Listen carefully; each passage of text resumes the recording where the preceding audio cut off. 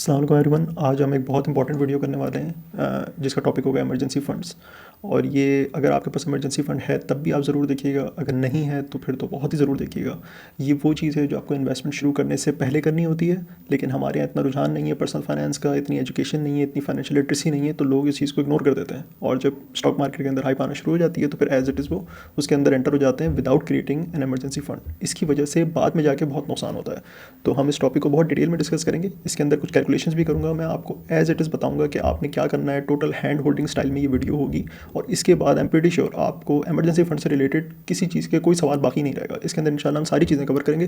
फिर भी अगर कुछ रह जाए तो आप कमेंट कर देगा, लेकिन आई एम प्रीटी कॉन्फिडेंट इसके बाद इतनी कॉम्प्रिहेंसिव वीडियो के बाद आपको इमरजेंसी फंड का टॉपिक कंप्लीटली तौर पर समझ में आ जाएगा और आप इसके तमाम पहलुओं से देख लेंगे। हम इसमें ये डिस्कस करेंगे कि इमरजेंसी फंड होता क्या है, हम ये डिस्कस करेंगे कि इसकी इंपॉर्टेंस क्या है, हमें क्यों इन्वेस्टमेंट शुरू करने से पहले इमरजेंसी फंड बनाना चाहिए। हम ये भी डिस्कस करेंगे कि इमरजेंसी फंड आपका कितना बड़ा होना चाहिए, उसमें कितने पैसे होने चाहिए। हम ये भी डिस्कस करेंगे कि उसके अंदर आप किस तरह के एक्सपेंसेस को इंक्लूड करेंगे। हम ये भी डिस्कस करेंगे कि हम कहाँ रखेंगे उस इमरजेंसी फंड को, सेविंग्स अकाउंट में रखेंगे, मनी मार्केट में रखेंगे, और दोनों की इंप्लीकेशंस क्या है, किस में फ़ायदा होगा, किस में नुकसान होगा। हम उसके अंदर टैक्स की कैलकुलेशन भी देखेंगे, हम तमाम चीज़ें देखेंगे इसके अंदर। तो आए शुरू करते हैं। सबसे पहले इमरजेंसी फ़ंड क्या है। तकरीबन लोगों को पता होता है ये क्या है, लेकिन जिनको नहीं पता, ये it's just an emergency fund, जैसे नाम सजेस्ट करता है। ये एक ऐसा फ़ंड होता है, इतना कैश आपके पास होता है कि आपकी इमरजेंसी में, आपके रेनी डे के अंदर आपका ये सहारा बने। ये अमाउंट हम डिस्कस कर लेंगे कि कितनी होनी चाहिए, लेकिन इसका पर्पस सिर्फ ये होता है कि कभी कोई इस तरह की इमरजेंसी आ जाए जो आपने फोर्सी नहीं की हो, तो उस वक्त आपके पास ये पैसे जो होते हैं ये काम आ जाते हैं। अब इसके एग्जैक्ट कैलकुलेशन है वो हम देख लेते हैं आगे जाके। लेकिन इन्वेस्टमेंट से रिलेटेड अगर हम इसको टॉपिक में कॉन्टेक्स्ट में देखें, तो इन्वेस्टमेंट्स अगर हम कर रहे हैं स्टॉक एक्सचेंज में, किसी भी हाई रिस्क के अंदर हम कर रहे हैं, चाहे वो गोल्ड हो, चाहे वो क्रिप्टो हो, चाहे वो स्टॉक एक्सचेंज हो, तो हमें उससे पहले एक कंप्लीट इमरजेंसी फंड बनाना बहुत ज़रूरी है। उसकी वजह क्या है, देखें आप इसको इस तरह से सोचें कि अगर आपको इन्वेस्टमेंट करनी है तो उसका एक गोल ज़रूर आपको ध्यान में रखना है कि आपने, फॉर एग्जांपल स्टॉक है, आपने वो स्टॉक बुरे टाइम में नहीं बेचना है। ये आपका एक गोल होना चाहिए। अब क्रिप्टो की एग्जांपल अगर हम अज्यूम कर लें, आजकल क्रिप्टो का क्रैश हुआ है, BTC को 70,000 समथिंग पे आया हुआ है, किसी ने 1,20,000 का भी लिया होगा, तो उस वक्त आपने ले लिया और अब आपको पैसों की ज़रूरत पड़ गई है, किसी वजह से कोई इमरजेंसी आ गई है आपके पास, तो आप क्या करेंगे। आपके पास दो ही ऑप्शन है, या तो आप उस इमरजेंसी को इग्नोर कर दें, जो कि हो नहीं सकती क्योंकि वो इमरजेंसी है। सेकंड ये कि आप जो है वो अपना बिटकॉइन जो है वो 70,000 में बेच दें, जो आपने 1,20,000 का ख़रीदा था, तो आपका नुकसान हो जाएगा। इसी तरह से इसकी एग्जांपल मैं आपको स्टॉक में भी दिखाता हूँ। ये देखिएगा, यहाँ पे मैंने ये बनाया थोड़ा सा। ये हमारे पास मई 2017 है। किसी ने यहाँ पे लेट्स से अज्यूम उसने इन्वेस्टमेंट कर ली स्टॉक एक्सचेंज के अंदर। उस वक्त मार्केट होती थी 52,000 रुपये की। लेट्स उस वक्त ETFs वगैरह नहीं होते थे, बट समझे उसने इंडेक्स में इन्वेस्टमेंट कर ली, उसने ETF खरीद लिया 52,000 का। उसने कहा ETF बहुत सेफ होता है, सब कुछ है, मैं ले लूँ। 52,000 का उसने ले ली, बाइंग कर ली। अब 3 साल के बाद ये जो येलो लाइन है, उसकी कोई इमरजेंसी आ गई, उसकी जॉब चली गई, या उसको कोई हेल्थ की प्रॉब्लम हो गई, या कोई भी वट एवर उसको इमरजेंसी आ गई, और उसको भी एक लार्ज अमाउंट ऑफ कैश की ज़रूरत है। अगर जॉब भी चली गई, समझ लें, यूँ अज्यूम कर लें, अब उसको हर महीने अपने अखराजात चलाने के लिए कुछ पैसे चाहिए, और क्योंकि जॉब चली गई उसके पास पैसे नहीं है। अब उसके पास एक ही ऑप्शन है कि वो अपने स्टॉक्स को बेचे, पैसे ले और घर चलाए, क्योंकि घर चलाना भी तो ज़रूरी है ना। तो लेट्स अज्यूम उसने अपनी बाइंग कर दी, अपनी सेलिंग कर दी 28,000, जब मार्केट थी 817 पॉइंट्स पे, मई 2020। 3 साल के अंदर इस तरह के हालात हो गए और उसको अपना स्टॉक्स बेचना पड़ा। अगर आप इन दोनों के डिफरेंस को देखें तो ऑलमोस्ट 45% का उसको लॉस हो गया। उसी के बरक्स अगर उसके एक दूसरा शख्स है जिसके पास इमरजेंसी फंड है, सेम सिचुएशन में, और उसने अपने स्टॉक्स को नहीं बेचा और उसने अपने इमरजेंसी फंड को यूज़ करना शुरू कर दिया, तो थोड़ा सा जब टाइम उसने गुजार लिया स्टॉक मार्केट के अंदर, और वो 3 साल उसने और सर्वाइव कर लिया, और ये मई 2020 से मामला सितंबर 2023 तक आ गया, तो उसके बाद देखें उसकी अपना जो उसका पॉइंट था, बाइंग पॉइंट 52,000 का, वो भी क्रॉस हो गया, और ये जितने सप्रेस रिटर्न्स थे ना, ये भी इसको मिल गए।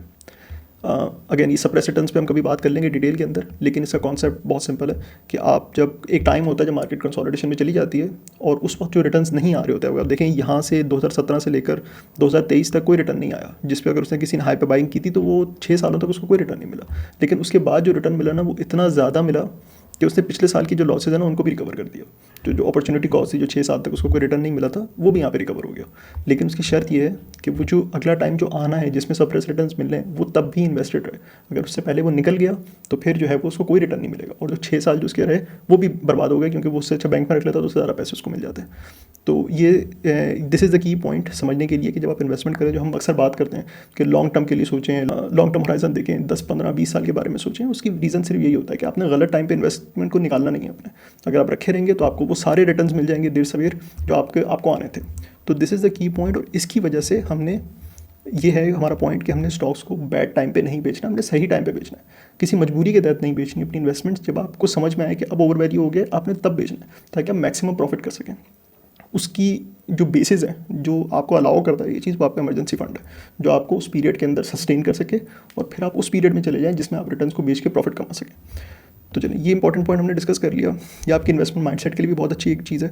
सेकंड हम आ जाते हैं कि इमरजेंसी फंड कितना बड़ा होना चाहिए। तो इसमें 2 कैलकुलेशन आपने करनी है। सबसे पहले अपनी मंथली एक्सपेंस की कैलकुलेशन करनी है। अगर आप फायर वाली वीडियो देखेंगे तो उसके अंदर मैंने आप लोगों को चीज़ हाईलाइट की थी कि आप लोगों को ये एग्जैक्ट पता होना चाहिए कि आपका मंथली एक्सपेंस कितना आता है, और 1 मंथ का नहीं, 2 मंथ का नहीं, 3 मंथ का नहीं, आपको एक लंबे पीरियड पे 6 महीने 12 महीने पे आपके मंथली एक्सपेंसेस कितने आए, उन सब की एवरेज जो है ना, that is your monthly expense. आपको वो कैलकुलेट करना है। तो अब हम इस पर नंबर्स लगा के देख लेंगे। मैं आपको एग्जैक्ट बता दूंगा कि आपने किस तरह से इसकी वर्किंग करनी है अपने खुद के लिए। बट एक चीज़ जो आपने देखनी है वो है मंथली एक्सपेंस आपका कितना है। सेकंड, कोई ऐसे एक्सपेंसेस जो नियर फ्यूचर में आपको नज़र आ रहे हैं कि आपको ये तो करने ही करने हैं, जैसे 2 साल बाद बहन की शादी है या वट कुछ भी है, किसी का ऑपरेशन है, कुछ भी है, आपको वो चीज़ें तो करनी ही करनी है, चाहे आपके पास कोई इनकम आ रही हो या नहीं आ रही हो। ये 2-3 एक्सपेंसेस जो भी इन फ्यूचर हैं ये आपको करने ही करना है। तो इन दोनों चीज़ों को आपने कैलकुलेट करना है। अगेन अभी हम नंबर्स में ट्रांसलेट करके देख लेंगे इसको। थर्ड चीज़ आ जाएगी कि आपने ये इमरजेंसी फंड को रखना कहाँ पर है, सेविंग्स अकाउंट में या मनी मार्केट के अंदर, किसी म्यूचुअल फंड के अंदर। इसको भी वर्किंग में हम देख लेते हैं और चलें वर्किंग पे आ जाते हैं, फिर उसके बाद बाकी चीज़ें डिस्कस करते हैं। लेट्स से किसी की सैलरी है 1.5 लाख रुपये और उसके मंथली एक्सपेंसेस हैं 1 लाख रुपये। Again just an assumption. तो इसका जो इमरजेंसी फंड क्रिएट होगा ना, वो मंथली एक्सपेंसेस के बेस पे होगा, वो सैलरी के बेसिस पे नहीं होगा। ठीक है, तो हमने इसको नहीं काउंट करना, हमने इसको काउंट करना है, मंथली एक्सपेंसेस को। अगेन मंथली एक्सपेंसेस कैसे फिगर आउट करेंगे, एक एक्सपेंस शीट बनानी है आपने, उसके अंदर आपके जो भी एक्सपेंसेस होते हैं, छोटे से लेकर बड़े तक जितने भी होते हैं, आपने उसको हर बार ट्रैक करना है। मेरी फाइनेंशियल इंडिपेंडेंस वाली वीडियो देखें, उसके अंदर मैंने अपनी शीट का एग्जाम्पल भी स्नैपशॉट शेयर किया था कि मैं किस तरह से करता हूँ। अगर आप चाहते हैं कि इसमें मज़ीद डिटेल बनाऊँ तो मुझे बता दें, मैं उस पर एक वीडियो और बना दूंगा जिसमें शीट भी समझा दूंगा किस तरह से बनानी है। बट आपको, आपके पास चाहे शीट हो चाहे एप्लीकेशन हो मोबाइल की, आपने अपने हर छोटे से लेकर बड़े एक्सपेंस ट्रैक करने। 6 महीने 7 महीने 8 महीने के बाद आपको पता चल जाएगा कि आपकी एवरेज कितनी आती है, तो आपने उसको ले लिया। अच्छा, अब इमरजेंसी फंड के लिए आपको क्या करना होता है कि अपने इन मंथली एक्सपेंसेस को मल्टीप्लाई करना होता है। अब ये नंबर आप 3 से मल्टीप्लाई कर लें, 6 से मल्टीप्लाई कर लें, 12 से मल्टीप्लाई कर लें, ये आपके ऊपर है। लॉजिक मैं आपको समझा देता हूँ, फिर आप डिटरमाइन करेंगे कि आपके लिए कौन सा नंबर बेहतर है। लॉजिक ये होती है कि अगर आज मेरी जॉब चली जाए तो मेरे पास कितने मंथ के एक्सपेंसेस की कवरेज होगी। लेट्स से अगर मैंने इसको मल्टीपल दे दिया मैंने 3 का, तो इसको मैंने 3 से मल्टीप्लाई कर दिया, तो मेरे पास 3 लाख रुपए होने चाहिए, तो फिर मेरे 3 महीने का खर्चा निकल जाएगा। तो the multiple is what determines कि आप कितने मंथ के खर्चे की कवरेज कर रहे हैं। अगर किसी की जॉब ऐसी है जो कि बड़ी आसानी से मिल जाती है, तो उसको पता है कि यार आज मेरी जॉब चली भी गई, मेरे इतने नेटवर्क्स हैं और मेरे जॉब इतनी आसानी से मिल जाती है, इसकी डिमांड इतनी ज़्यादा है, इसकी सप्लाई इतनी कम है कि मुझे तो 1 महीने के अंदर ही जॉब मिल जाएगी, तो उसके लिए 3 महीने का एक्सपेंस भी बहुत है। लेकिन अगर कोई ऐसा है जो कहता है कि मेरी जो जॉब्स जो मुझे चाहिए होती हैं और जिस तरह की चाहिए होती हैं, जिस पे स्केल पे मुझे चाहिए होती हैं, वो तो मेरे ख्याल से गिनती की होंगी, तो मुझे ढूंढने भी मैं जाऊँगा तो मुझे हो सकता है साल लग जाए, तो उसको हो सकता है 15 से 18 महीने की कवरेज चाहिए हो। तो ये नंबर आप खुद डिटरमाइन करेंगे। हैविंग सेड दैट 12 जो है वो बहुत एक सेफ नंबर कंसिडर किया जाता है कि अगर आज आपकी जॉब चली जाए, कुछ एडिशनल एक्सपेंसेस भी आ जाएँ, तो भी आपके पास 12 महीने की कवरेज तो उसके अंदर कम से कम हो। तो अगर आपको 6-7 महीने के अंदर जॉब मिल जाती है तो 12 महीने की जो कवरेज है वो आपकी बिल्कुल सेफ रहेगी। तो हम 12 की कवरेज लेके चलते हैं फिलहाल। अच्छा, उसके अलावा आपने ये अलग से कैलकुलेट करना है, इसका कोई हार्ड एंड फास्ट रूल नहीं है, ये हर एक के लिए डिफरेंट होगा। जैसे मैंने आपको बताया, किसी बच्चे का एडमिशन है, किसी के पेरेंट का कोई इलाज है, कोई ऑपरेशन है, किसी की शादी है, वट जो भी एक्सपेंसेस हैं जो आपको करने ही करने हैं, एमरजेंसी है, इसके अंदर ऑप्शन नहीं होता। तो आप फोर्सी करें, अपनी रियलिटी को देखें, आपके पास अगले 2-3 सालों में कौन से तरह के एक्सपेंसेस आ रहे हैं, तो उनको भी कैलकुलेट करने हैं। लेट्स से कि 8 लाख रुपए के वो एक्सपेंसेस आ रहे हैं, ये हम सिर्फ राउंड फिगर करने के लिए मैंने 8 लाख ले लिया, ठीक है। तो आपका जो टोटल इमरजेंसी फंड बना वो बना 2 मिलियन का, ठीक है। इन दोनों को हमने प्लस कर लिया। आपके पास 20 लाख रुपए होने चाहिए, उसके बाद आप इन्वेस्टमेंट शुरू करें, क्योंकि उस पर क्या होगा कि 20 लाख रुपए के अंदर आपकी अगर अल्लाह न करे जॉब चली जाती है या कोई भी इशू हो जाता है और ये जो फ्यूचर एक्सपेंसेस आपने कैलकुलेट किए हैं ये भी आ जाते हैं, तो फिर आपकी 2 मिलियन की जो कवरेज है वो उसको कवर कर लेगी। आपको अपने स्टॉक्स नहीं बेचने पड़ेंगे और इंशाल्लाह उस वक्त तक आपको दूसरी जॉब मिल जाएगी या आपकी सोर्स ऑफ इनकम जो चली गई है वो वापस आ जाएगी और आप इसमें से एक्सपेंसेस निकालने के बजाय आप दोबारा से अपनी सैलरी में से निकालना शुरू कर देंगे। That is the whole idea. चलें, अब ये 20 लाख रुपए हो गए, कैलकुलेशन पे हमने कर ली। अब इसको रखना कहाँ पर है? आपके पास 2 ऑप्शन हैं। अच्छा, पहली बात ये, आप इसको स्टॉक्स में नहीं रख सकते, that defeats the whole point, right. आप समझ सकते हैं। इसको आपने रखना है लिक्विड फंड के अंदर, जिसको आप फौरी तौर पे निकाल भी सकें और उसमें आपको निकालने के लिए कोई कबात ना हो, कोई रिस्ट्रिक्शन ना हो कि आज मैंने निकाले तो मेरे पैसे कम हो गए, मैंने गलत टाइम पे निकाल लिए। इसके अंदर टाइम की बंदिश नहीं होती, ठीक है। तो आपके पास 2 ऑप्शन है, या तो अपने बैंक के सेविंग अकाउंट में रख लें, चाहे कंप्लाइंट में रखें चाहे नॉन कंप्लाइंट में रखें, वो आपकी अपनी मर्जी है, या मनी मार्केट के कैश फंड में रख लें, ये भी कंप्लाइंट है नॉन कंप्लाइंट, दोनों ऑप्शन अवेलेबल होते हैं जो आपको प्रेफरेबल हो। तो हम दोनों में कैलकुलेशन करके देख लेते हैं और फिर हम डिटरमाइन करते हैं कि बेहतर चीज़ कौन सी। तो लेट्स से हमने यही जो अमाउंट है ये सेविंग्स अकाउंट में भी डाल ली, यही हमने मनी मार्केट में भी डाल ली, ठीक है। इस पे रिटर्न हमें मिल रहा है तकरीबन लेट्स से 7.5%, ठीक है। और इस पे रिटर्न हमें मिल रहा है तकरीबन 8.5%। ये मैं मीज़ान के जो बैंक के रेट्स हैं ना मैं वो ले लेता हूँ फिलहाल, ठीक है। बाकी आप अपनी कैलकुलेशन करेंगे तो अपने हिसाब से कर लीजिएगा, बट मैं भी मीज़ान के रेट ले रहा हूँ। इसके अंदर मैंने मीज़ान का कैश फंड ले लिया MCF जो कि बहुत पॉपुलर है, और यहाँ पे मैंने मीज़ान का एक इस्लामिक सेविंग्स अकाउंट ले लिया, ठीक है। 7.5% मिल रहा है इसका ये मिल। तो इसके अंदर जो रिटर्न आएगा आपका, मैंने रिटर्न का एक मनी बनाया, चलिए मैं इसको रिटर्न के लिए बनाता हूँ, उस पर 7.5% अप्लाई कर देता हूँ। So this multiply by 7.5%। तो इसमें मुझे प्रॉफिट आ गया 1 साल का 1.5 लाख रुपए, और इसके अंदर मैंने प्रॉफिट आ गया मेरा 8.5%, ठीक है। इसमें टैक्स नहीं है, इसमें मुझे 1,70,000 रुपये मेरे साल में मजीद ऐड हो गए, और उसमें 1.5 लाख रुपये मजीद ऐड हो गए। अब इस पर टैक्स भी लगेगा। अच्छा, इसका जो टैक्स है वो सीधा सीधा है 25%। तो 37,500 रुपये तो आपका टैक्स कट गया, और इसमें आपकी जो अमाउंट बची माइनस होने के बाद ये 1 साल का रिटर्न है आपका 1,12,500। अब ये जो आपके जो पैसे हैं जो आपने इमरजेंसी फंड में रखे, ये भी तो कुछ ना कुछ पैसे जनरेट कर रहे हैं ना। अच्छा, इसमें तीसरा ऑप्शन ये भी था कि आप अपनी दराज में रख लें इसको, लेकिन वो रिकमेंडेड नहीं है, that's against personal finance rules, क्योंकि वो पैसे फिर आपके कोई रिटर्न जनरेट नहीं करेंगे। और इसका मैं बताऊँगा कि रिटर्न का क्या करना है अभी आपने। अच्छा, तो ये रिटर्न भी ज़रूरी है बहुत। तो इसके अंदर अगर हमने CGT कैलकुलेट करा, अच्छा इसके अंदर बात समझिएगा, ये थोड़ा सा एक टेक्निकल पॉइंट है जो बहुत सारे लोगों को नहीं पता जो MCF में इन्वेस्ट करते हैं। ये आपको याद होगा शायद, अगर आप MCF में कुछ टाइम से इन्वेस्ट कर रहे हैं तो जून या मई के आसपास आपके एडवाइज़र की फ़ोन आती है, और वो कहते हैं कि भाई हम जो है वो आप इसको इधर मूव कर लें, दूसरे MDIP में मूव कर लें, और फिर निकाल लीजिएगा अगले दिन, और आपके जो है ना पैसे टैक्स से बच जाएंगे। कभी कभी कुछ लोग कहते हैं कि आप विड्रॉ कर लें और जुलाई के बाद दोबारा इन्वेस्ट कर दीजिएगा। तो इसका छोटा सा एक्सप्लेनेशन मैं समझा देता हूँ, डिटेल वीडियो बना लेंगे इसमें बाद में किसी वक्त, क्योंकि ये बहुत इंपॉर्टेंट है, बहुत लोगों को परेशान करती है। तो होता ही है कि अगर आप इसको रखे रहेंगे ना, कुछ भी नहीं करेंगे, तो आपका टैक्स कटेगा 25%, क्योंकि वो होता है डिविडेंड पे टैक्स। लेकिन अगर आप इसको निकाल के कैपिटल गेन बुक कर लेंगे ना, तो फिर आपका टैक्स बनेगा 15%, तो 10% टैक्स की बचत हो जाती है। तो हम स्मार्टली प्ले कर रहे हैं, हम लेट्स अज्यूम करते हैं कि हम इस पर 15% ही करेंगे, तो इस पर हम लेते हैं 15%। तो इस पर हमारा टैक्स बना 25,500। अब आप ये देखें, इसके अंदर रिटर्न कम है और टैक्स ज़्यादा है, फिर भी ज़्यादा है, इसमें रिटर्न भी ज़्यादा है, फिर भी टैक्स की अमाउंट कम है। और इसमें हमने इसको माइनस किया तो बना 1,44,500 रुपये। तो इससे हमें ये पता चलता है कि मनी मार्केट कैश फंड रखना बेहतर है। क्यों? क्योंकि एक तो रिटर्न उसका ज़्यादा मिल जाता है थोड़ा सा, सेकंड हमें टैक्स की भी बचत हो जाती है अगर हम थोड़ा सा स्मार्टली प्ले कर लें। और स्मार्ट प्ले क्या है? कुछ भी नहीं है। जब आपने तकरीबन जून 5 या जून 10 की तारीख जब आएगी ना आपने, तो आपने उसको मीज़ान डेली इनकम प्लान के अंदर शिफ्ट कर देना है, और उसके बाद जब वो जून निकल जाए, जुलाई में आपने वापस MCF में ले आना है। बस ये 2 काम करने हैं आपने। जब आप बुक करेंगे, शिफ्ट करेंगे, तो आपका प्रॉफिट बुक हो जाएगा और 15% आप टैक्स पे कर देंगे। लेकिन अगर वो नहीं करेंगे तो फिर आपको 25% टैक्स पे करना पड़ेगा। तो ये चीज़ समझ में आ गई। अगेन इस पर चाहिए हो तो मुझे बता दिएगा, मैं डिटेल वीडियो कर दूंगा। लेकिन इससे हमें ये बात पता चल गई कि आपने मनी मार्केट के अंदर रखना है, आपने सेविंग्स अकाउंट के अंदर नहीं रखना, ठीक है। अच्छा, फिर इसमें क्वेश्चन आता है कि इस रिटर्न का क्या करें? ये जो रिटर्न आया, क्या इसको निकाल के खर्च कर लें या क्या करें? इसको आप इसी के अंदर रहने दें। इसके 2 फ़ायदे होंगे। एक फ़ायदा ये होगा कि इसकी कंपाउंडिंग बढ़ जाएगी। पिछले साल आपकी जो कंपाउंडिंग हुई थी वो 2 मिलियन पे हुई थी, इस बार आपकी 21,44,500 रुपये पे होगी।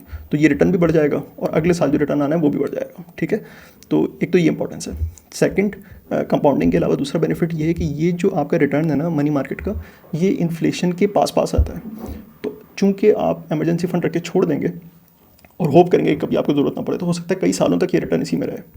तो चूँकि जब वो रिटर्न ऐड होता रहेगा तो आपकी इन्फ्लेशन को भी काउंटर करता रहेगा। तो इसको एक डिफरेंट ज़ाविये से अगर देखें कि आपने एक टाइम पे देखा था कि मेरा मंथली एक्सपेंस लाख रुपए है, अब आपका इमरजेंसी फंड लेट से 10 साल तक रखा हुआ आपने, और आपका अब एक्सपेंस 1 लाख रुपये तो नहीं होगा ना। सिर्फ महंगाई की बात करें तो महंगाई की वजह से ये 1 लाख रुपये हो सकता है 1.5 लाख रुपये का एक्सपेंस बढ़ चुका हो। तो उस वक्त ये जो रिटर्न है ये कंपाउंड होते होते ये रिटर्न भी उसी हिसाब से बढ़ जाएगा। तो आपको ये परेशानी नहीं होगी कि मेरा एक्सपेंस बढ़ चुका है, क्योंकि आपका इमरजेंसी फंड भी बढ़ चुका होगा और आपको जो रिटर्न दे रहा होगा वो भी बढ़ चुका होगा। तो उसके बाद अगर आप अपने मंथली एक्सपेंस से 1.5 लाख के हिसाब से निकालना शुरू करेंगे ना, तो भी आपको 12 महीने तक वो फिर भी कवरेज दे देगा। तो इसकी इंपॉर्टेंस ये है कि आपने मनी मार्केट फंड में रखना है, उस पर टैक्स कम लगेगा, और जो रिटर्न आएगा आपने उसी के अंदर छोड़ देना है, ताकि जब वो कंपाउंड हो तो आपकी इन्फ्लेशन को कवर कर ले, ठीक है। अच्छा, एक चीज़ इसके अंदर छोटा सा पॉइंट है, वो ये कि कुछ लोग बॉदर होते हैं कि इसका रिटर्न बहुत कम है, इसी पैसे को अगर हम स्टॉक एक्सचेंज में डाल दें तो ये 8% के बजाय हमें 18% का रिटर्न मिल जाएगा। बिल्कुल ठीक बात है, लेकिन इसको आप इस तरह से मत देखें। हर चीज़ को रिटर्न के ज़ाविये में नहीं देख सकते। कुछ रिस्क मैनेजमेंट भी होती है, कुछ डाइवर्सिफिकेशन भी होती है, कुछ एसेट क्लास की डिस्ट्रीब्यूशन भी होती है। ये सारे इंपॉर्टेंट पॉइंट्स हैं और आपको उनको इसी ज़ाविये से देखना है। सिर्फ एक चीज़ पे फोकस करेंगे तो आपका बहुत नैरो विजन बनेगा, आप बाकी की रियलिटीज़ को इग्नोर कर देंगे, और फिर उसी की वजह से लोग फंसते हैं जाके। जैसे मैंने आपको समझाया चार्ट दिखा के कि आपने उस कंटिजेंसी को भी देखना है। तो इसको आप इस तरह से मत देखिएगा रिटर्न को, इसको आप ये देखिएगा कि इसकी अपॉर्चुनिटी कॉस्ट क्या है। जिसने इकोनॉमिक्स पढ़ी है उसको पता होगा अपॉर्चुनिटी कॉस्ट क्या होती है। इसको आप इस तरह से समझ लें कि अगर ये मेरे पास नहीं होता तो मुझे कितना ज़्यादा नुकसान होता। उस नुकसान की आपको ये जो छोटा मोटा रिटर्न मिल रहा है ना, ये एक्सेप्टेबल होना चाहिए। ठीक है, तो आपको इसको इस तरह से दिखेगा। चलिए, अब होपफुली हमने सारी चीज़ें कवर करनी है। अब आपने क्या करना है, मैं 4 स्टेप्स के अंदर बता देता हूँ। सबसे पहले आपने अपना एवरेज मंथली एक्सपेंस कैलकुलेट करना है। किस तरह से? कोई मोबाइल ऐप डाउनलोड करें या कोई शीट बनाएं और छोटे से लेकर बड़ा खर्चा एक एक ट्रांजेक्शन उसके अंदर रिकॉर्ड करें। जब आप ये 2, 4, 6, 12 महीने तक कर लेंगे ना, आपको पता चल जाएगा कि आपका एवरेज खर्चा कितना होता है। ठीक है, उस नंबर को 6 से 12 से या किसी और नंबर से मल्टीप्लाई कर दें। जो हमने यहाँ डिस्कशन की कि मल्टीपल कितना होना चाहिए। ठीक है, ये आप डिसाइड करेंगे कि आपको कितने मंथ की कवरेज चाहिए। ठीक है, तो आपने जब ये कर लिया तो आप उसके अलावा आप ये डिटरमाइन करेंगे आपके कोई इनकमिंग फोरकास्ट है, कोई इस तरह के एक्सपेंसेस कि जो अगले ही 2-4 महीनों में या इस तरह के 2-4 सालों में आने वाले हैं। अगर हैं तो उसकी भी एक अमाउंट, रियलिस्टिक अमाउंट कैलकुलेट करें और उसके अंदर प्लस कर दें। जैसे हमने अदर फ्यूचर एक्सपेंसेस यहाँ कैलकुलेट किए और इमरजेंसी फंड हमने यहाँ कैलकुलेट किया। जब ये दोनों हो जाए तो इन दोनों को जमा करें, जो वैल्यू आती है उसको एक मनी मार्केट कैश फंड के अंदर जाके इन्वेस्ट कर दें और भूल जाएं। जब जून का महीना आए तो आपने जो है वो, जैसे मैंने आपको बताया, उसको ट्रांसफ़र कर देना है और उसके बाद दोबारा आपने जो है वो टैक्स बचा के वापस MCF के अंदर आ जाना है। MCF हो या किसी और UBL के अंदर हो या MCB के अंदर हो, किसी भी AMC के अंदर हो, डजंट मैटर। मैंने एग्जांपल के लिए इसमें मीज़ान का MCF यूज़ किया। तो इस तरह से आपका एक इमरजेंसी फंड क्रिएट हो जाएगा। उसका नंबर बिल्कुल ठीक होगा, वो बहुत कम भी नहीं होगा, वो बहुत ज़्यादा भी नहीं होगा। और अल्लाह न करे कभी आपके ऊपर बुरा वक्त आया तो ये चीज़ आपको कवर कर देगी। आपको अपनी इन्वेस्टमेंट्स नहीं तोड़नी पड़ेंगी। और इन्वेस्टमेंट्स अगर तोड़ देते हैं, जैसे हमने यहाँ देखा, तो फिर ये सारा रिटर्न आपसे मिस हो जाता। आपके 10-15 साल ज़ाया हो जाते। और कंपाउंडिंग के अंदर 10-15 साल अगर ज़ाया हो गए तो फिर आप कभी भी उसको रिकवर नहीं कर सकते। वो इतना टाइम होता है कि इंसान की लाइफ टाइम से ज़्यादा उसका नुकसान हो जाता है। तो आई होप ये वीडियो आपको पसंद आई होगी। ये बहुत ज़्यादा इंपॉर्टेंट वीडियो है। इसके अंदर हमने कोई फेयर वैल्यू की, कोई टारगेट प्राइस की कैलकुलेशन नहीं की, लेकिन उनसे ज़्यादा इंपॉर्टेंट वीडियो ये है। तो उसको दोबारा देखें अगर आपको नहीं समझ में आए। अपने इर्द गिर्द के लोगों के साथ इसको शेयर करें ताकि हमारी भी कम्युनिटी ग्रो हो और दूसरों को भी इससे फ़ायदा हो। अगेन, ये बहुत इंपॉर्टेंट वीडियो है, इसकी इंपॉर्टेंस को समझें। अगर आपके पास इमरजेंसी फंड है तो आपका इन्वेस्टमेंट का रिटर्न भी अच्छा आएगा। आप स्टॉक मार्केट में बहुत खुल के खेल सकते हैं क्योंकि आपके पास एक कुशन है जिस पे आप फॉल बैक कर सकते हैं। तो आई होप ये वीडियो आपको अच्छी लगी हो और आपने इसमें से कुछ सीखा हो। मुझे कमेंट करिएगा। अगर पर्सनल फाइनेंस की तरह की और वीडियोस चाहिए मैं इंशाल्लाह बना दूंगा। कोई पर्टिकुलर टॉपिक आपके जहन में हो तो भी मुझे बता दीजिएगा। इंशाल्लाह फिर नेक्स्ट वीडियो में मिलेंगे। टेक केयर, अल्लाह हाफ़िज़।